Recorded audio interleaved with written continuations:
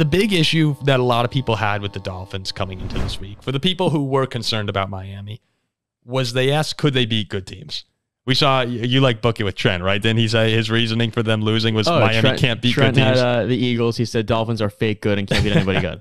So their 5 wins this year come against teams with an 8-25 record. It's the Chargers, Patriots, Broncos, Giants, and Panthers. Their 2 losses are against the Bills and Eagles, both by 14-plus points. Those teams combined for a 10-4 record on the season. People are starting to ask, how legitimate of a contender are the Dolphins when it seems like time after time they lose these big games? And as Zach's like shaking his head, I think the Dolphins are really exciting and super fun to watch. Really good team, but they haven't won one of these big games since Baltimore and Buffalo last year.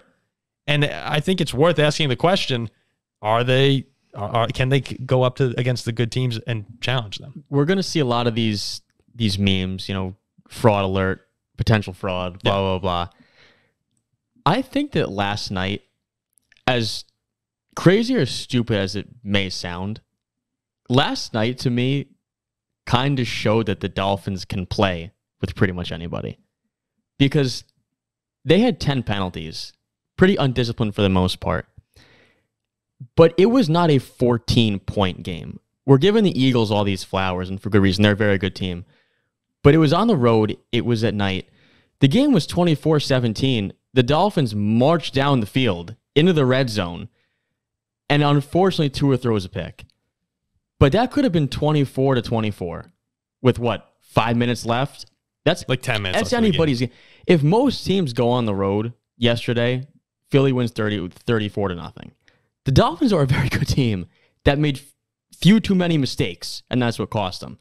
Oh, and if most teams go on the road with 3 injured offensive linemen, your top 2 corners out, your star breakout rookie running back out. Yeah, like nobody's talking about the injuries either. Everyone, fair enough, is talking about the Eagles' size. But boy, do you really mean to tell me that if Connor Williams and Taron Armstead and Isaiah Wynn and Devin Achane and Jalen Ramsey and Xavier Howard were playing, that the game wouldn't have looked a little different? You overcome negative. Did you say Ramsey too?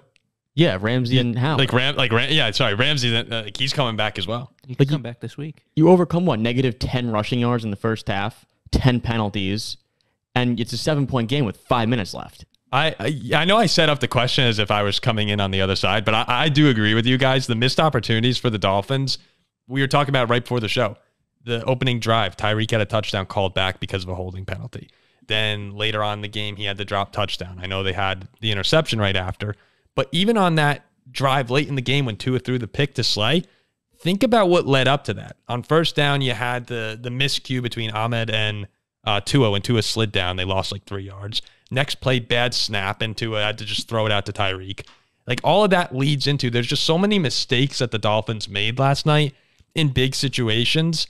And I know that they were fortunate enough to get a couple of big turnovers in the game, but if they can clean up their act a bit and then, have some of those injured guys come back, I thought that they played a good football game. There's so much to improve on, but if I were a Dolphins fan, I'm not looking at this saying, oh, geez, we really can't beat a good team. The Philly nobody was going to beat them last night. Philly was off a loss to the Jets. Now they're coming home. They were not going to lose yesterday. And the Dolphins, this whole narrative about not being able to beat a good team, I think it's a little bit blown out of proportion. Because if they play the Eagles again, it's a neutral field. They could beat them in the Super Bowl potential matchup. Do you think there's a mental component to this, that they're going into these games in the back of their heads? When does it become a storyline that could mess with you a little bit?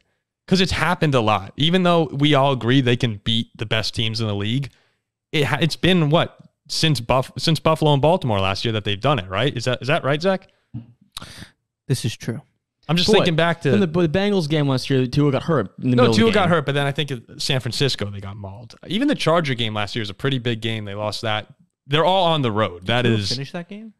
The Charger game? I believe he did. It was a Sunday night football. They won in game. LA this year. They did. Did he finish that? I think he did finish that game. But still, look, the Dolphins are going to have plenty of opportunities, right? They go to Germany in a couple weeks to play Kansas City. They're going to get to play the Bills again. They're going to get to host the Cowboys. They're going to get to go to Baltimore. So there's lots of opportunities for them to overcome this narrative before the playoffs hits.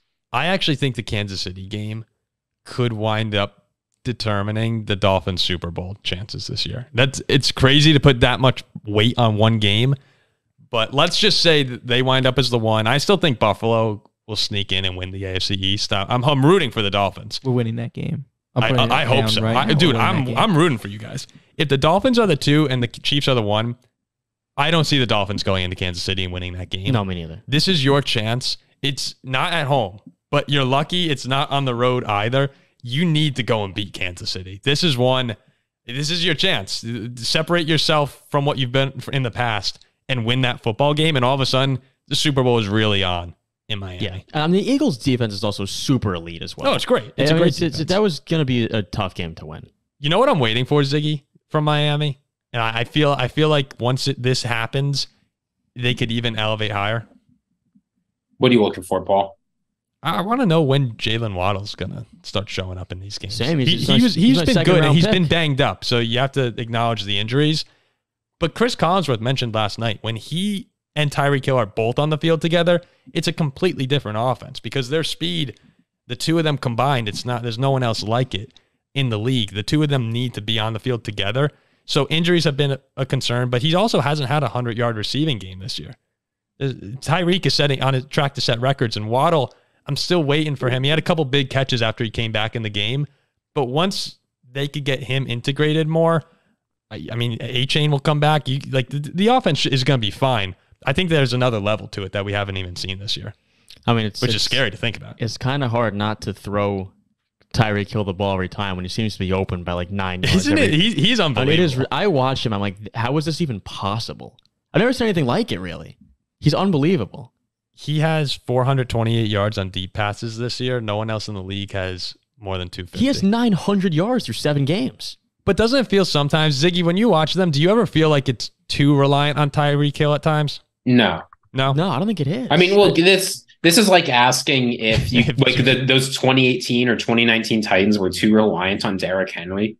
When you have a player who is that's why they didn't. Derrick Henry was not the problem. No. I'm not saying that's a problem. That's what I'm saying. Like Jalen Waddle stepping up, and when A-Chain was there, like that's when they only have Tyreek making plays. That's when I start to go, all right, like need someone else to step up. I don't know. When you have a player like Tyreek Hill who can just relatively easily, I'm saying like there are a few players in the NFL, not very many, only a couple that can just single-handedly take over the game. When Tyreek Hill is hot, he's uncoverable and untackleable. So yeah, and he's been hot almost every single game this season. So like the Eagles game was unfortunate. But they don't need to redesign the offense to get other people the ball. No. I'm not. The comment section is going to turn into like, who's this idiot who thinks you should stop throwing to Tyreek Hill? I'm just saying that I just want Jalen Waddle to get more involved in the offense. I agree with you because Jalen Waddle's dynamic as well. The second Jalen Waddle gets healthy, he'll be as involved in the offense as he wants. Yeah, because he's astronomically dynamic. Almost same level as Tyreek Hill. Who's this moron in the backwards hat saying stop throwing to Tyreek? That's not what I'm saying at all. I just want to see Jalen Waddle step up. I know what again. you're saying. So we'll see. We'll see what happens in 2 weeks in Germany. Next week, you guys have New England at home. That's right. We do. Yeah. Do you have any thoughts on this before we move on to the Packers? Because no good thoughts. No good thoughts. Well, what's a bad thought that's in your head right now? I hated the refs. No. I hated every single minute of it. Yeah, one face. The face mask was really bad. There were a couple bad calls. The officiating the passer was bad, right? I saw one missed hold, like blatant missed hold. There was a lot of missed holds. There was like a blatant missed offsides. Yeah. A lot of Dolphins will be coming back, though. I will say, how many sacks did we get yesterday? I thought our front four actually played like... I thought Phillips was awesome. Yeah, I thought Phillips was great. I thought Chubb finally kind of showed up a little bit. Phillips had the first sack against Lane Johnson since 2020. Yeah. It's crazy. It's ridiculous. This is why Dolphins fans shouldn't be too worried, right? The defense looks better almost every single week. The offense will get healthy and start playing a little bit better. It is way too early to be discounting what the Dolphins have shown through 7 games this season. Oh, you said it. The star power that was missing between the offensive lineman, A-Chain, Waddle being out for a good portion of the game, the 2 corners. It's a completely different Dolphins team. There's 7 different people right there. At least 7. So Dolphins fans shouldn't panic. You still have them as your number 2 team in the league, right? In the AFC, yeah. In the AFC? Okay. Yep. Okay, in the AFC. Ziggy, how about you? Do you have them still in that top 3? I still have them winning the AFC. I'm not backing off this take. It's a very pro Dolphins podcast. It's fine by me. I got Chiefs Dolphins 1-2.